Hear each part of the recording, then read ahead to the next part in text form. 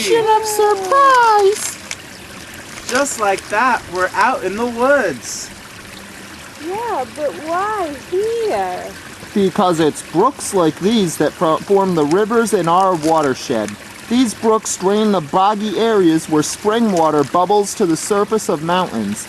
They also clear away all the rain and snow that falls on their side of the mountains. So this little stream is where the Pulteney River begins?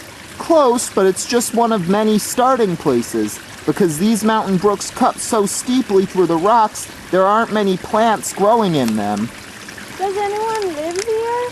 Well, there was this period after college, but more specifically, mayflies, water striders, and black flies are born in these streams where they feed brook trout and minnows. The tiny fish, in turn, may end up as dinner for a local mink or a really poor student got just out of college. Wow, what a special place! Yes, but just about every hollow between the hills carries its own brook, although the names of some are known only among the locals. When the brooks reach the bottom of the hill, they find their way to where the other brooks weave together into rivers like the Castleton, the Hubbardton, the Pulteney, and the Meadowee. How cool! What happens when the rivers get bigger? Come on, I'll show you. Video editor!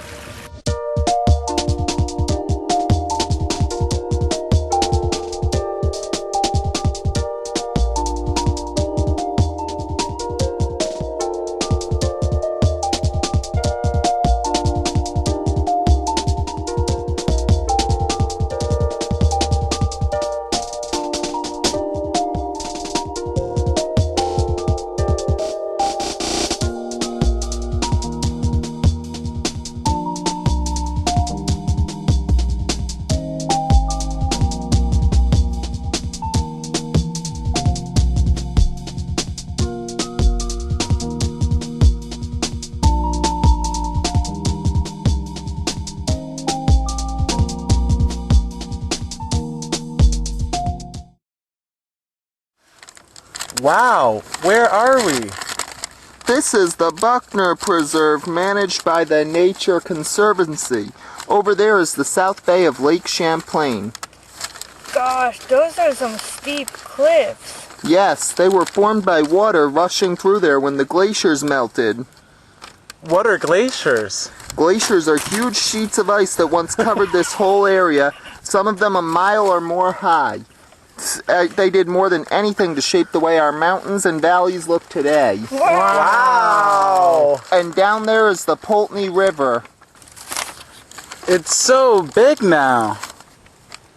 Well, by the time the Pulteney River enters Lake Champlain here above Whitehall, it's already swallowed the Meadowee, Castleton, and Hubbardton rivers, as well as dozens of smaller brooks that feed them. So this is where the rivers end? In a way, but the water flows north into Canada where it drains in the Richelieu River, then follows the St. Lawrence Seaway into the North Atlantic Ocean. Wow! Then when the water flows north, it takes something from our watershed with it. Because rainwater washes over our driveways and farms and roads into the nearest stream, the water flowing into Lake Champlain carries with it fertilizer, transmission fluid, cow manure, and all those things from Tinmouth, Ira, Dorist, Middletown Swings, Paulet, Rupert, Wells, Benson, Pulteney, Castleton, Hubbardton, Fairhaven, Granville, Whitehall, and West Haven. Any of those people up in here? Yo, yo! Yo! All the towns of the watershed. So what do we do in Castleton may end up hurting fish in the Atlantic Ocean? That's right. But the motor oil that spills onto your driveway in Castleton can even find its way to people's wells in Fairhaven, and they won't get happy if you put their motor oil in their water.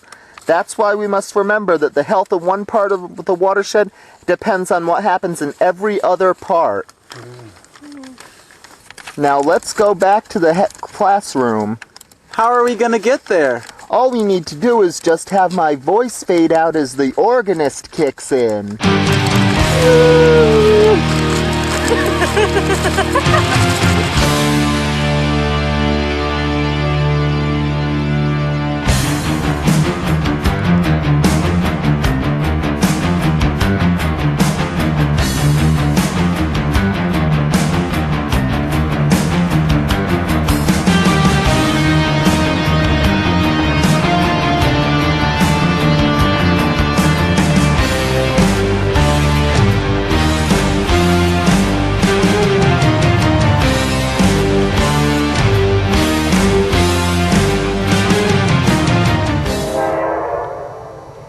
Does that answer your question, little Eddie?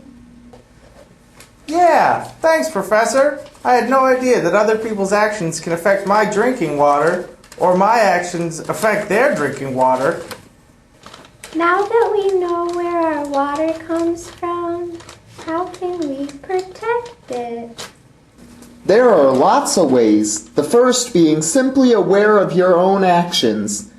How would you kids like to see some other things you can do to protect your watershed? Yay!